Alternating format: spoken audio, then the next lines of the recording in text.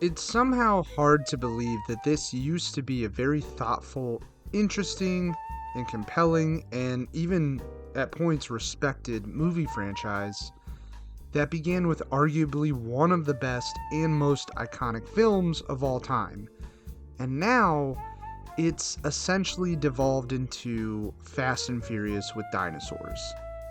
Like and subscribe and hit that notification bell. If you're new, I do all kinds of reviews, retrospectives, and reactions, so check out the rest of the channel and let me know what you think. Let's dive into Jurassic World Rebirth.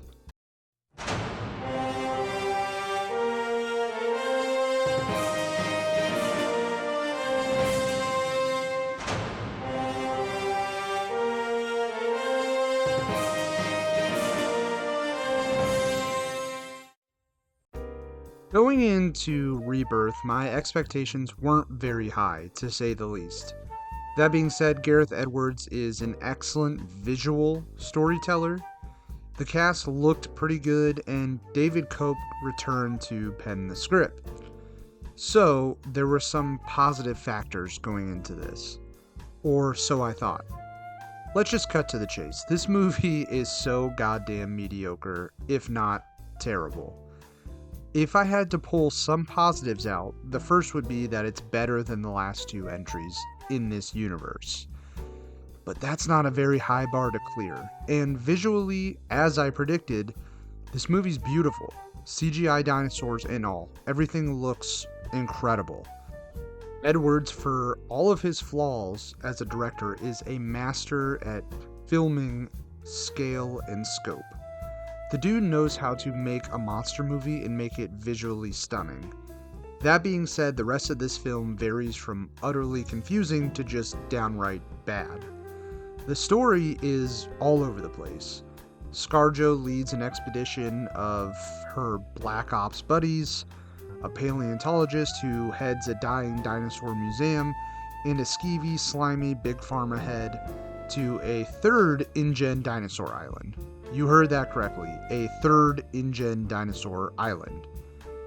This island is an island of essentially misfit toys where InGen experimented with hybrids under the instruction of Dr. Wu, I'm guessing sometime between Jurassic World and Jurassic World Fallen Kingdom. Maybe it's said, I can't remember. This movie is tough to follow. Their mission is to extract blood samples from the three biggest living dino species to develop a revolutionary new drug that could cure heart disease once and for all, because people in this universe also refuse to just diet and exercise as well.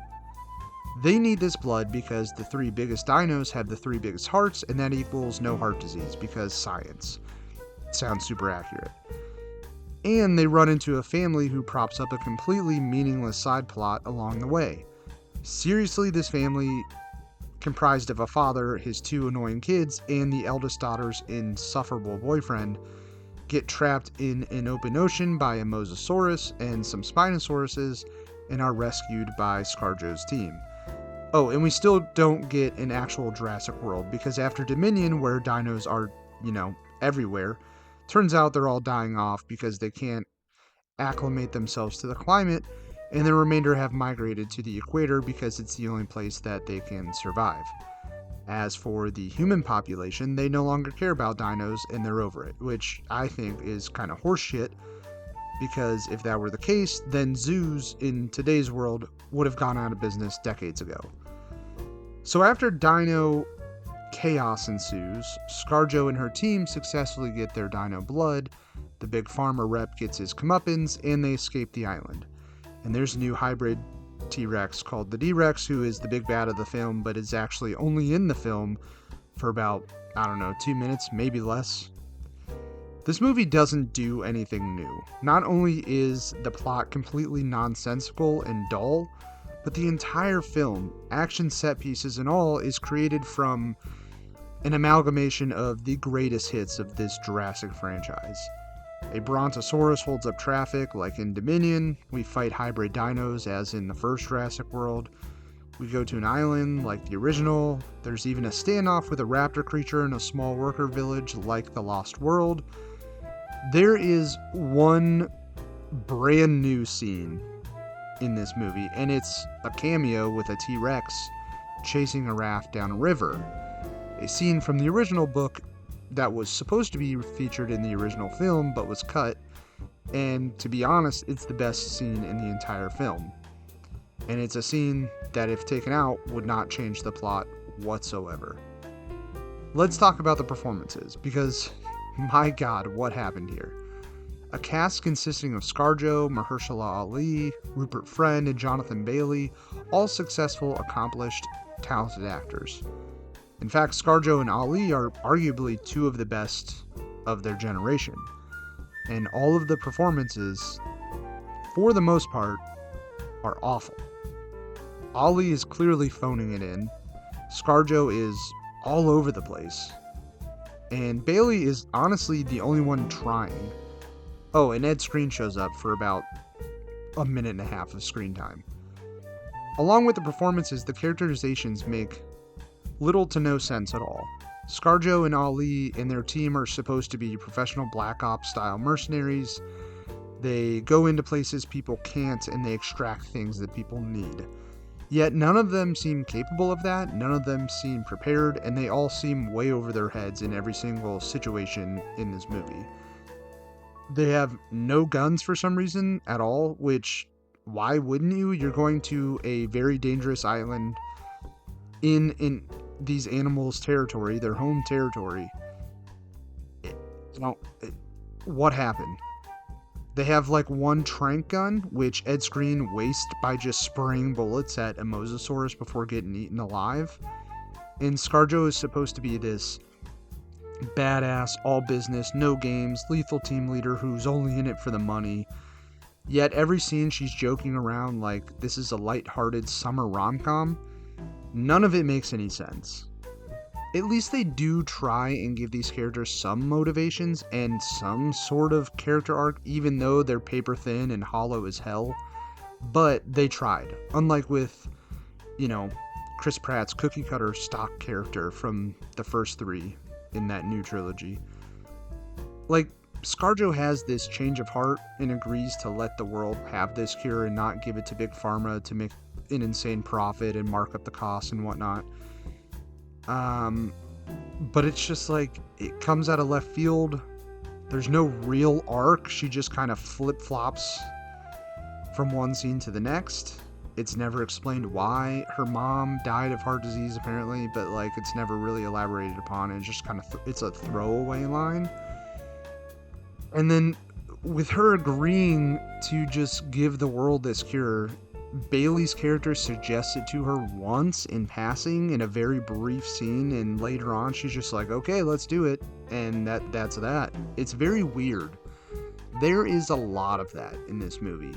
Tonally, it's just a fucking mess.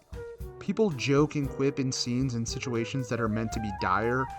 And like, look, Dr. Malcolm, my favorite character in this series, the very first movie, quipping and joking all over the fucking place. But when the scene asks him to be serious and take the situation seriously, he does that every single time. There's none of that in this movie.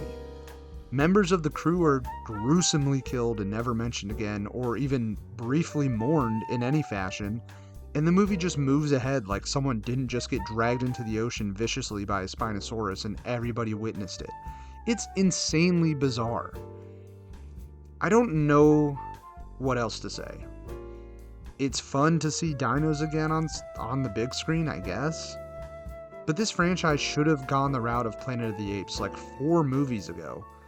All anyone has asked for since the end of Jurassic Park 3 is put dinos roaming around the earth with everyone else, integrating with people, and show what that world would be like. And we still have never gotten that. And now, in this universe, they're almost all gone. So what do we do now? These dinos should have migrated. Maybe they carry an ancient disease that humans haven't been subjected to, which kills off, a large portion of our population. And then it's a real Jurassic World. The human race is decimated. These giant, threatening creatures are roaming the earth again. What do we do next? But instead, We watched a lifeless Chris Pratt run, which, by the way, is not his fault. I genuinely think he's a very talented actor. I just think those movies and that character were written so poorly, they did him no justice as a performer.